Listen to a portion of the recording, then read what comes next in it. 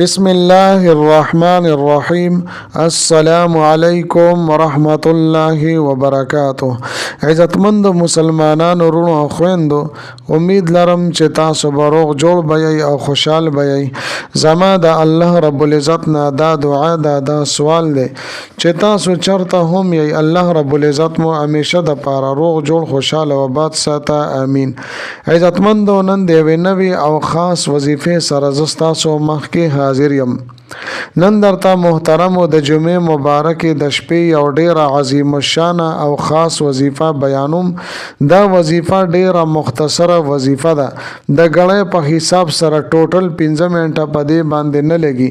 لیکن دومره عظیم الشان کمالات او برکات دي د دې جمعې مبارکې د شپې د دې وظیفه چې تاسو به حیران پاتې شئ.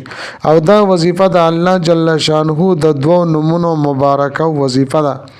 ډیره خاص او ډیره عالی شان وظیفه ده. په ژوند کې مو څه قسمه حاجت ده، څه قسمه مقصد ده، الله جل شانه به دغه مقصد پوره کړي، دا حاجت به پوره کړي، دغه مشکل، دغه پریشانی، دغه مصیبت دا به الله جل شانه ختم کړي او په زندګۍ کې به د یو عظیم الشان انقلاب او بدلون به الله جل شانه راولي. لہذا محترمو چې مونږ د جمعې مبارکې په شپه باندې دا وظیفه خامخا وکړو. زما عزتمندو، د ویډیو شروع کېدو نه مخکې تاسو ټولو ناظرینو سامعینو په خدمت کې دا درخواست دی چې تاسو اسې هم ویډیو ګورئ، په اول ځل باندې مو زما د دې چینل وزټ کړي وي او دا چینل مو لا تر اوسه پورې سبسکرایب کړي ني، نو برای مهرباني دا چینل سبسکرایب کړئ. سبسکرایب سره خوا کې د ټلې والا نشان دی، دا تاسو کلیک کړئ او سلیکټ آل کړئ. د دې لپاره چې د هر راتلونکي ویډیو نوټیفیکیشن تاسو ته ملاويږي. ځکه چې زما عزتمندو، په دې چینل کې زه تاسو ته هر قسم مستند وظایف راوړم. هغه مستند وظایف چې ما ته خپل استادانو د هغې اجازت راکړې ده. د دې نه علاوه زما عزتمندو، که چېرې ستاسو تعویضونه پکار وي، ستاسو نقوش پکار وي، نو لاندې کمنټ کې تاسو ولیکئ. ان شاء الله تعالی صحیح طریقې سره جواب په وخت باندې جواب به تاسو ته ملاويږي.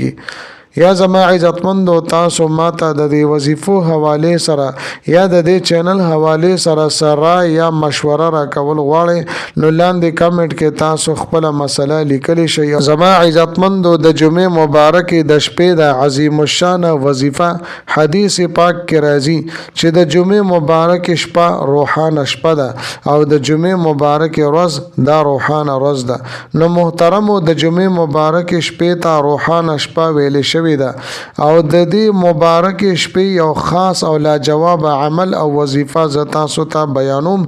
ان شاء الله تعالی د الله جل شانه په فضل او کرم سره او د دې عظیم الشان وظیفه په برکت سره د تاسو هغه ناممکن حاجات به الله جل شانه پوره کړي چې لا تر اوسه پورې لا نه دي پوره شوي. ان شاء الله تعالی د تاسو د تمام حاجات حل، د تاسو د تمام مقاصد او مسائل حل هم په دې وظیفه کې دي. ستاسو دا تمام مشکلات په الله جل شانه ختم کی، ستاسو تمام حاجات په الله جل شانه پوره کی. د ستاسو حاجتونو د پاره دا یو عظیم الشان وظیفه چې د الله جل شانه د دریو اسماء مبارکه وظیفه ده، هم د دې د پاره دا یو وظیفه کافی ده. الله جل شانه زما عزتمندو په خپل بنده باندې ډیر زیات مهربان ذات دی، ډیر شفیق ذات دی او په خپل بنده باندې ډیر رحم کوي، ډیر فضل کوي. لہذا محترمو، چې کله در باندې د الله رب العزت فضل او کرم او رحم وي، نو د الله جل شانه شکر ادا کوي، د الله جل شانه حمد او ثنا ادا کوي او د الله رب العزت په ذکر باندې خپل ځان مصروف کوي. او کله چې زما عزتمندو تاسو باندې له الله رب العزت له طرف نه رحم او کرم او فضل نوي، نو بیا پېښه چې الله رب العزت زمانه خفه ده. محترم، مونږ ته پکار دي چې په خپل ګناهونو باندې توبه تایب شو او ورسره استغفار کثرت هم شروع کو. چې په خپل گناهونو باندې مونږه توبه طیب شو او ورسره د استغفار کثرت هم شروع کو. زما محترم نبی اکرم صلی الله علیه و آله وسلم بروزانه سل پیری استغفار ویلو. نو مونږه ډېر کمزور یو، د نبی علیه الصلاۃ والسلام امتیان یو، مونږه ډېر کمزور یو او د فتنو په دور کې پاتې کیږو نو موږ نه هو درځ نه بلا شي ګناهونه پاکيږي نو پکار دی چې موږ هو 500 مرتبه روزانه خامخا استغفار وایو ازما عزتمندو چې څوک پس سچ سره توبه وباسي الله جل شانه هغه ته ټول ګناهونه معاف کوي حدیث شریف کې راځي التائب من الذنب كما لا ذنب له زما محترم او د دې معنا او مطلب دا دی چې یو کس توبه وباسي هغه داسې شو چې هغه د سره اډو دا ګناه کړي نه ده لہذا محترم چې مونږ د الله رب العزت ته د خپل ګناهونو د بخشش په باره کې سوال وکړو توبه وباسو نو الله رب العزت په مونږه معاف کی او کله هم چې پتا سو باندې پریشانی راشي مشکلات راشي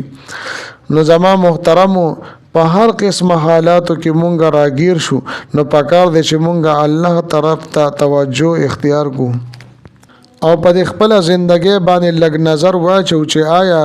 چرته په یو ګناه کې یا په یو ناروا کار کې خو زه مبتلا نه یم چې د هغې د وجې نه کریم رب زما دعاګانې نه قبلی او زه دعاګانې غواړم او هغه قبلیږي نه لہذا زما محترم الله رب العزت طرف ته توجه کوي الله رب العزت ته منت او زاری کوي توبه ورته وباسي کریم رب دستاسو مشکل ختمي ستاسو پریشانی به ختمي ستاسو حاجات به پورا کوي ستاسو مقاصد به تر سره کوي دا د الله جل شانه صرف 3 نمونه دي ان شاء الله تعالی د دې 3 نمونو په برکت سره او د دې جمعه مبارکه د دې عظیم الشان شپې په برکت سره به الله جل شانه د ستاسو د حاجات پوره کړي